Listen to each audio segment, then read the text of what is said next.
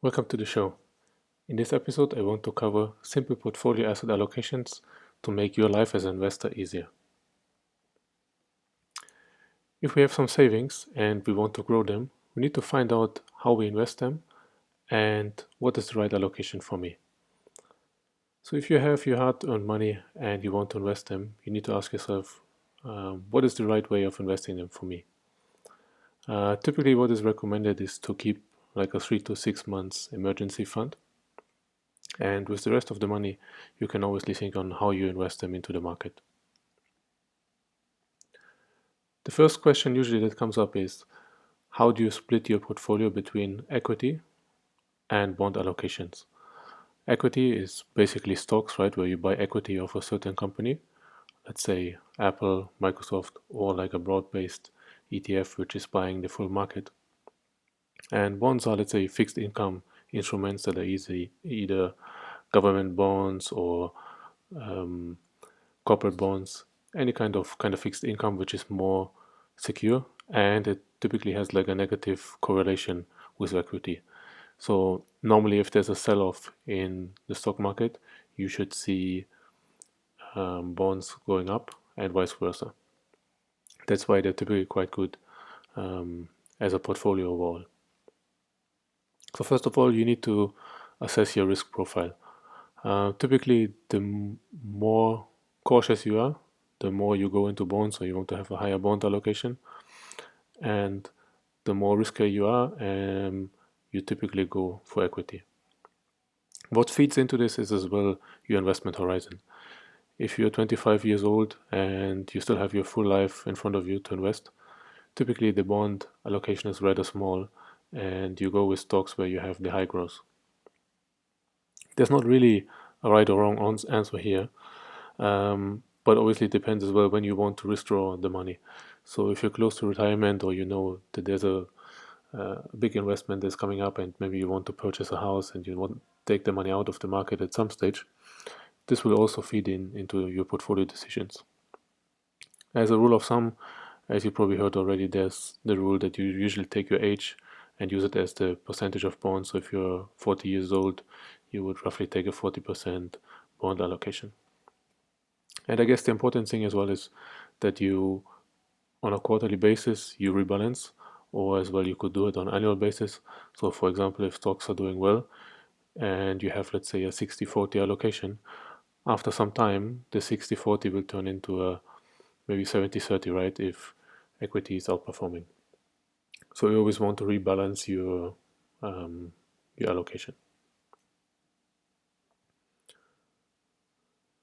So as part of this video series, I want to give you a very easy option, like a do-it-yourself option that you can very easily implement, okay?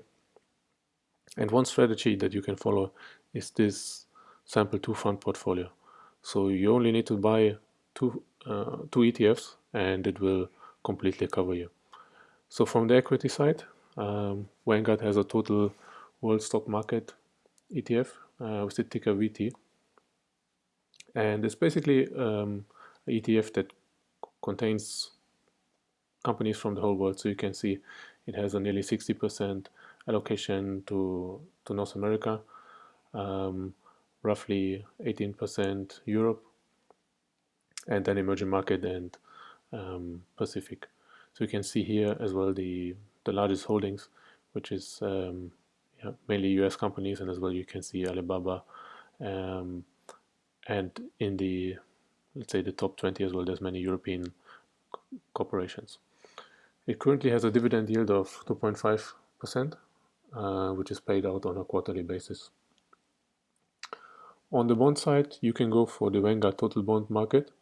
It has an expense ratio of 0.035 and yields around 2.3% at the moment. So you can see it's a mix between government treasuries, corporate bonds, and other types of securities. The idea behind it is that usually the government bonds give slightly less yield, and corporate bonds give you a slightly higher yield. So there's, let's say, a mix which is covering the full bond market. But you can see in terms of the quality, it is fairly good. There's no junk or anything below BAA. So overall, it's relatively, it's a very safe choice on bonds. And if you take these two funds, you can split them into your allocation, and you only need to, if you make a new investment, you just add to the funds, and it's a very easy way to actually invest. So you don't need to overcomplicate it and have 10, 20 different types of funds that you invest into.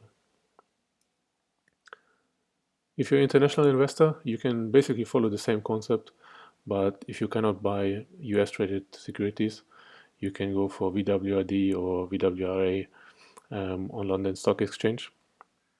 VWRD is distributing dividends and VWRA is accumulating. And the same side on the bond side, you can go for aggregate bond.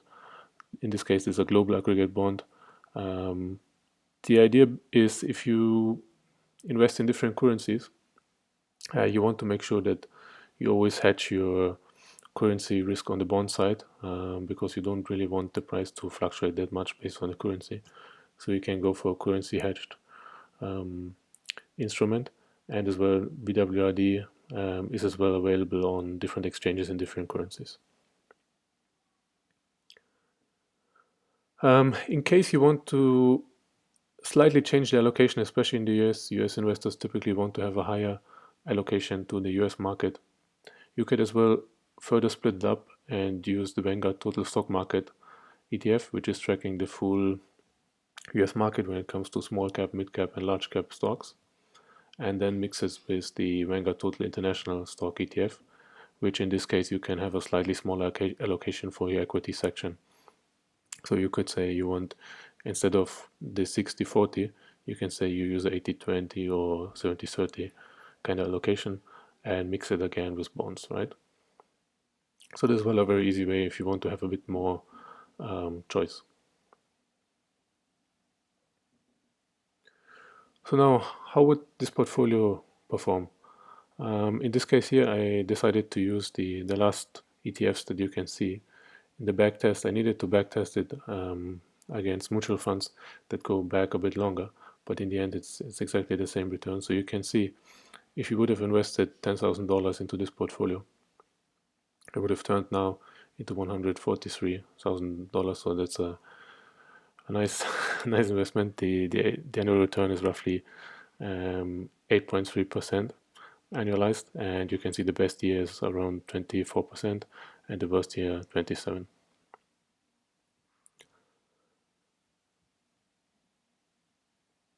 So I hope you like this video. I hope it's helping you on achieving a simple portfolio that is really meant for the long run. If you like the channel, subscribe, click the like button, share it with your friends. If you have any questions, please send me an email and I will cover them on the show.